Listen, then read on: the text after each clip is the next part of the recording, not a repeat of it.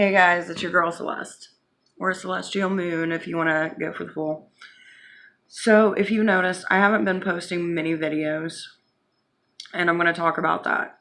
I don't want to put out content that I don't want to talk about. I don't want to sit there and make sketches and put a crap ton of money into videos just for views, just to try to make money. To me, that's not why I created my channel. That's not what I like to do. So, yeah, I've decided I'm only going to make videos when it's something that I care about or want to talk about. And by the way, look at this hair. It's so crazy. I just let it down. I've had it up for a couple days, and you know how it kind of gets that weird craziness? Well, I'm letting my freak hair fly, and that's why it looks as kooky as it does. I just don't care. But I love the color that it's turned into. It's kind of I don't know, this Easter inspired kind of pastel green teal look, and I love it. Back to what I was saying. By the way, bad habit. But I don't see the point in it. And what gets me is I've seen this a lot lately. You'll see these YouTubers make these videos, and I get it. Part of me gets it. You want to separate your life from online to your real life. There's some things people don't like to talk about. Some people prefer not to be an open book.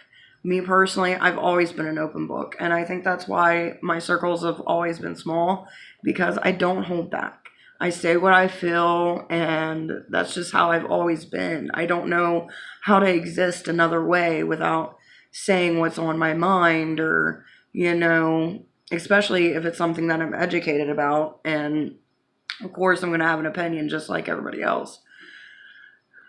But for me, the parts I show, this is me. There's no script. I do it off my brain. If you watch any of my other videos, you can definitely tell I don't script it, because you hear a lot of and and then I'll go on to a tangent and then come back from it. That's just my videos. That's just how I am, and that's how I've always been. And I don't want to fake that, because I'm me.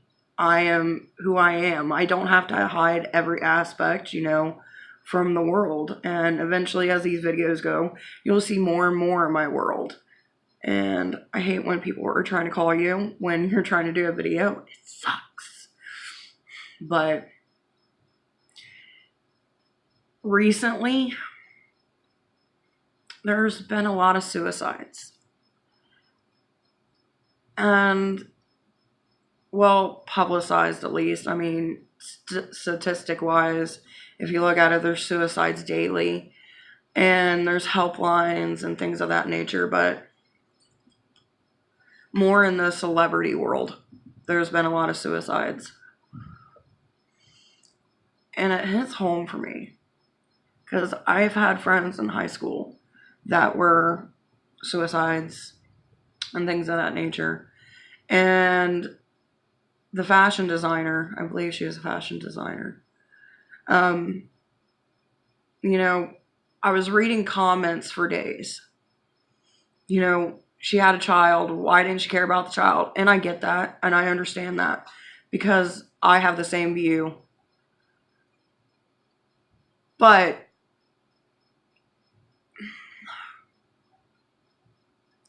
trying to figure out how to word this.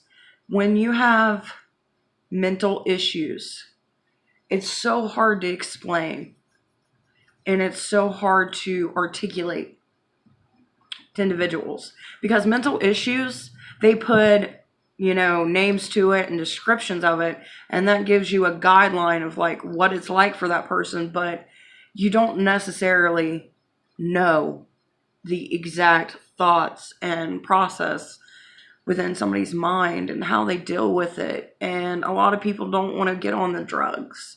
They don't want to feel numb, or only feel one emotion, or feel like they can't have a variety of emotions. And this is why a lot of people don't get on, medication for their mental health, because when they do and they've tried it, they don't feel like themselves. They aren't themselves. They are a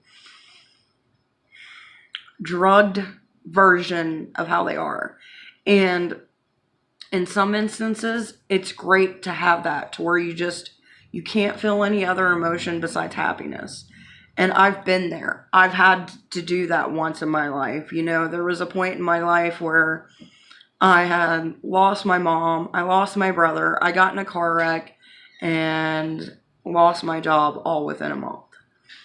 And that right there, I've fully admitted it before my cookie snapped. And I needed help, and I got help. Luckily, I was still able to be like, okay, I need to do something because I can't sleep, I can't eat. I'm like, my nerves are so shaking. I'm smoking like 4 packs of cigarettes a day. This isn't healthy. And I got the help that I needed. And I was on psych medication for about 3 months, a good solid 3 months. And it's not for everybody. It's not something everybody chooses. And you've always heard the expression, the artist is a tortured soul. And a lot of these artists who have, whatever thing they choose to go into, they make such great content. And then when something like that happens, people ask why, like, I love their work. Why would they do this? Why wouldn't they talk to somebody? Why wouldn't they get the help they needed? Some people just can't.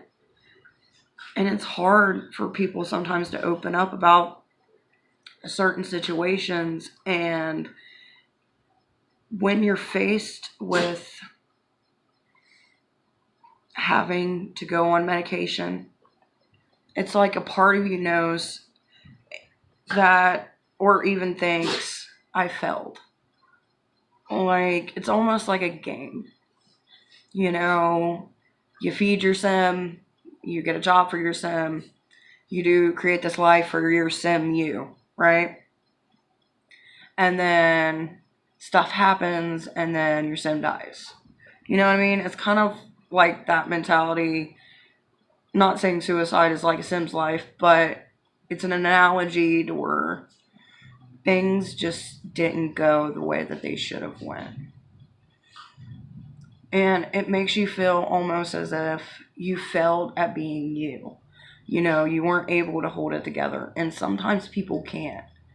And when you're into that darkness, as I call it, that really dark place that you can't get out of, it's not like you can sit there and express, or it's almost as if you just don't give a fuck.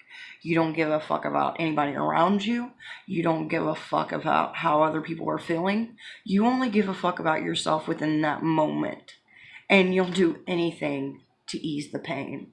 No matter if it's drugs, no matter if it's alcohol, no matter if you're just going on a destructive path that leads to nowhere. Or, in some instances, the final cut. And I hate to use that terminology, but it's like curtain call. You're done. You don't think about the ones you love or the ones that love you. You just think, I'm done. And it's so hard to get that across to people that don't understand it.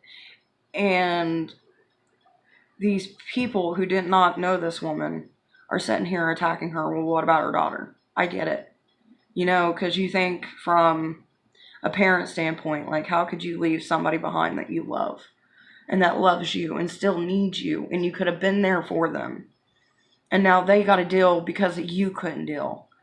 I totally get that. And luckily for me, I'm stable enough to know not to do that. And that's just me. But some people are not that strong. And people got to realize that. It's not easy. And just today, we lost a guy that I remember watching on like Food Network and all these other shows. And he killed himself. Look at Robin Williams. He made so many people laugh and did so much good in his life. But yet he wasn't happy. By the way, those are my puppies. But he wasn't happy. sometimes it happens. It's not right. It's messed up. You wish you could change it. You're like, why didn't they speak out to somebody? Because sometimes, my like wrist, like where I was bending the camera, just went total numb on me. But sometimes it's not as easy as that. And I don't know if this video makes sense to anybody. Maybe it does. And it's hard. And it's not going to be easy for those who survive. And then, there's so many different types of suicide. Not just your hanging or, whatever. It could be as simple as taking, the medication that you're on that you're supposed to take. Like for your heart or whatever it may be, or diabetes medication. If you neglect the treatment that you need or that you have, then eventually your body's going to start shutting down. And that's a different type of suicide, of where you just give up. And most people will say, well, wouldn't it be the same thing with mental health? It is, if you're on it. If you're on it and you stop taking it and you're not really supposed to be off of it, and then you stop taking it and then everything just spirals and it ends up in your demise, then yeah. But when you've never been on it and you've never dealt with that and wanted to do that, then yeah, it's not the same thing. It seems like it is, but it's not. I hope somewhere that this video makes sense for somebody. And even if you are suicidal and you're having dark thoughts, I'm not going to sit here and tell you, go get medication or call a hotline. But if you need somebody to talk to, I've said this in multiple videos, because I've dealt with depression most of my life. Sorry guys. I'm not saying I had a bad life, but it wasn't an easy life. And I had to learn to become stronger. And that's not easy to do for some people.